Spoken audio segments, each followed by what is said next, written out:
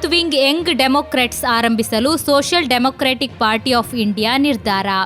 ಪಕ್ಷದ ರಾಷ್ಟ್ರೀಯ ಉಪಾಧ್ಯಕ್ಷ ಮೊಹಮ್ಮದ್ ಶಾಫಿ.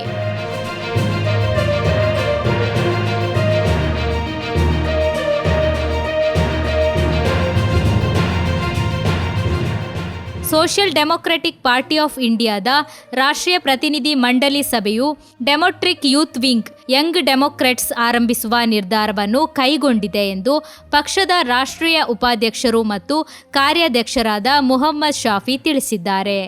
ಅವರು ನಗರದ ಎಕ್ಕೂರಿನ ಇಂಡಿಯನ್ ಸಭಾಂಗಣದಲ್ಲಿ ನಡೆದ ಎಸ್ಡಿಪಿಐ ರಾಷ್ಟ್ರೀಯ ಪ್ರತಿನಿಧಿ ಮಂಡಳಿ ಸಭೆಯ ಪತ್ರಿಕಾಗೋಷ್ಠಿಯನ್ನು ಉದ್ದೇಶಿಸಿ ಮಾತನಾಡಿ, ಪಕ್ಷದ ಯುವ ಸಂಘಟನೆ ಆರಂಭಿಸುವ ನಿಟ್ಟಿನಲ್ಲಿ ನಿರ್ಣಯ ಕೈಗೊಳ್ಳಲಾಗಿದ್ದು, ಈ ನಿಟ್ಟಿನಲ್ಲಿ ಸಂಘಟನಾ ಸಮಿತಿಯನ್ನು ರಚಿಸಲಾಗಿದೆ ಎಂದರು.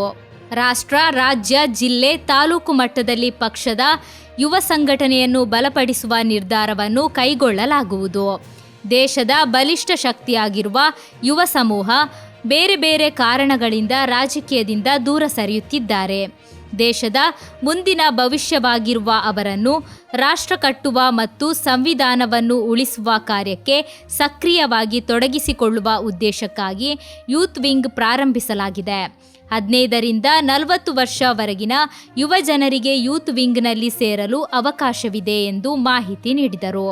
ಪತ್ರಿಕಾಗೋಷ್ಠಿಯಲ್ಲಿ ಎಸ್ಡಿಪಿಐ ಅಧ್ಯಕ್ಷ ಎಂಕೆ ಫೈಜಿ, ಉಪಾಧ್ಯಕ್ಷ ಸೀತಾರಾಮ್ ಕಾಟಿಕ್, ಶೇಖ್ ಮೊಹಮ್ಮದ್, ಪ್ರಧಾನ ಕಾರ್ಯದರ್ಶಿಗಳಾದ ಮೊಹಮ್ಮದ್ ಅಶ್ರಫ್ ಅಂಕಜಾಲ್, ಮೊಹಮ್ಮದ್ ರಿಯಾಸ್, ಅಬ್ದುಲ್ ಮಜೀದ್, ಮೆಹರ್ ಅಫ್ರೋಜ್ ಯಾಸ್ಟಿನ್, ಕಾರ್ಯದರ್ಶಿಗಳಾದ ಅಲೋನ್ಸ್ ಫ್ರಾಂಕೋ, ತೈದುಲ್ ಉಲ್ ಇಸ್ಲಾಮ, ಸಾದಿಯಾ ಸಹೀದಾ, ಡಿಎಸ್ ಬಿಂದ್ರಾ, ಅತಿಕಾ ಸಾಜಿದ್ ಮತ್ತು ಯಮುದ್ದೀನ್, ಖಜಾಂಜಿ ಜಿ ಅಬ್ದುಲ್ ಸತ್ತಾರ್ ಮತ್ತಿತರರು ಉಪಸ್ಥಿತರಿದ್ದರು.